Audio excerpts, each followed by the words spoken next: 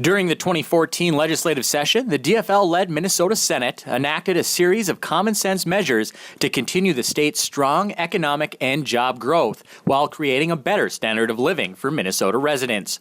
One of these signature pieces of legislation is the Capital Investment Bill, or Bonding Bill. This bill puts thousands of people to work and makes needed investments in communities across the state. We have stressed the needs of infrastructure, taking care of the property of the state of that the people of the state of Minnesota own, and we have tried to emphasize higher education and transportation. Two of the main things I think that really are very important, and the third one is economic development, which creates jobs for the people. The improving economy also led to big tax changes in Minnesota. In March, the Senate authorized more than $500 million in tax cuts that will put more money in the pockets of 1 million taxpayers, including students, families, and businesses.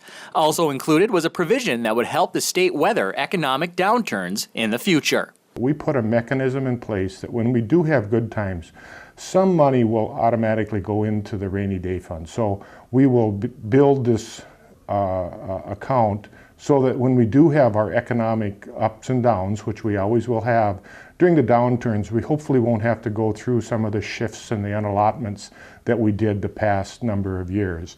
Minnesota homeowners can also expect to see significant property tax relief. And it's direct property tax relief, direct to Minnesota families through the PTR, through renter's credit.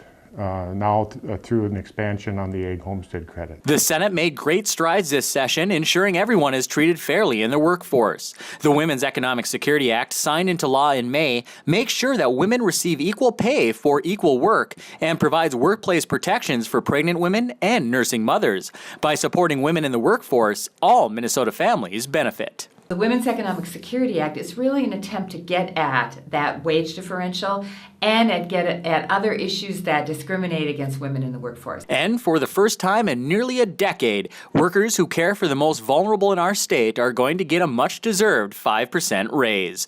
The 5% campaign was a Senate priority this session, and the Senate DFL was proud to approve the increase. These groups of individual workers, which create about 36,000 individuals we're talking about, overseeing 110,000 individuals with disabilities and the most vulnerable in the state. The only way they get an income increase is if the legislature gives it to them. The 2013-14 legislative sessions have been among the most productive legislative sessions in recent memory, with the DFL-run Senate enacting legislation around Minnesotans' broadly shared priorities.